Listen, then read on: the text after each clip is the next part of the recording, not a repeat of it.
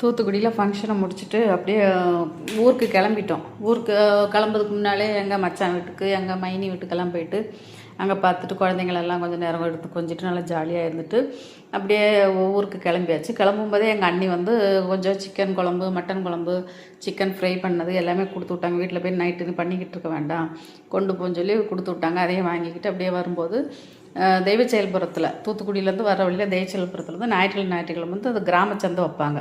அங்கே சரி நம்மளுக்கு காய்கறி நாளைக்கு மண்டே வேறு இவருக்கு ஆஃபீஸுக்கு சாப்பாடு கொடுத்து விடணும். சரி காய்கறி எதுவுமே இல்லை, சரி இப்போ அந்த சந்தையில் போய் காய்கறி வாங்கலாம்னு சொல்லி காய்கறி போய் வாங்கி விலை கேட்கும் போது எல்லாமே 20 ரூபா தான். தட்டு தட்டாக வச்சுருக்காங்க பாருங்கள். எல்லாமே எது எடுத்தாலும் 20 ரூபா. இந்த காலிஃப்ளவர் மட்டும் 30 ரூபா. காலிஃப்ளவர் வந்து 30 ரூபாய்க்கு வாங்கியாச்சு. கேரட்டு ஒரு 20 ரூபாய்க்கு, கத்திரிக்காய் 20 ரூபாய்க்கு எல்லாமே வாங்கிச்சு. ஒவ்வொன்றா விலை கேட்டுக்கிட்டே வந்தோம். சரி ரொம்ப நம்மளுக்கு தேவைப்படாது, அதனால் கொஞ்சம் கொஞ்சம் வாங்கியாச்சு. இது வந்து வள்ளிப்பயிறு. வள்ளிப்பயிறுனால் தமிழில் என்ன சொல்லுவாங்க, இது காராமணின்னு சொல்லுவாங்க. காராமணி 1/4 கிலோ 20 ரூபா. அதையும் வாங்கியாச்சு. வாங்கிட்டு அந்த அண்ணன் அதில் வேறு ஊடால ஜாமான் வாங்கும்போது ஜோக் அடித்தார். நான் 20 ரூபாய்க்கு 200 நோட்டு கொடுத்தேன். அவர் 20 ரூபா, அது 20 ரூபா நினச்சிக்கிட்டு, அக்கா இது 20 ரூபா தான் பேலன்ஸ் இனிமேல் தான் தங்க தர வேண்டியது இல்லைல்லான்னு. அதுக்கப்புறம் தான் நான் சொன்னேன், என்ன அது 200 ரூபா, நீங்கள் 20 ரூபா போக மீதி பேலன்ஸை எனக்கு கொடுங்க என்கிட்டு. அதுக்கப்புறம் அவர் சிரிச்சுக்கிட்டு, இல்லைக்கா எனக்கு தெரியும் 200 ரூபான்னு தெரியும், நீங்கள் என்ன சொல்கிறீங்கன்னு பார்க்குறதுக்காக தான் நான் அப்படி பேசினேன்னு சொல்லிக்கிட்டு மீதி பேலன்ஸை கொடுத்தாரு. அப்படியே இந்த கடலை வாங்கணும். இவர் சொன்னார் கடலை வாங்க நல்லாயிருக்கும், அவிச்சுக்கலாம் வாங்கிட்டு.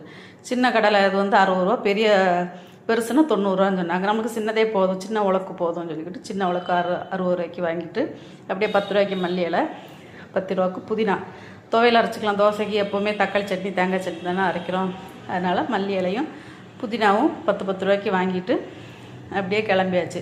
கிளம்பி அப்படியே வரும்போது இவர் ஸ்நாக்ஸ் கடையை பார்த்துட்டாரு. ஸ்நாக்ஸ் கடையை பார்த்துக்கிட்டு சரி ஸ்நாக்ஸ் எதாவது வாங்காத, நான் இந்த ஸ்நாக்ஸ் சாப்பிட மாட்டேனே, இப்போ எதுக்குன்னு.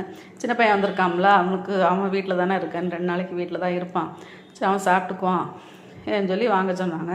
அவன் என்ன சாப்பிடுவான், பசங்க சின்ன பசங்களாக இருக்கும்போது அதை சாப்பிடுவாங்க இது சாப்பிடுவான்னு சொல்ல, இப்போ பெரிய பசங்களாகிட்டாங்க, அவன் என்ன சாப்பிடுவாங்கன்னே நமக்கு தெரியாது.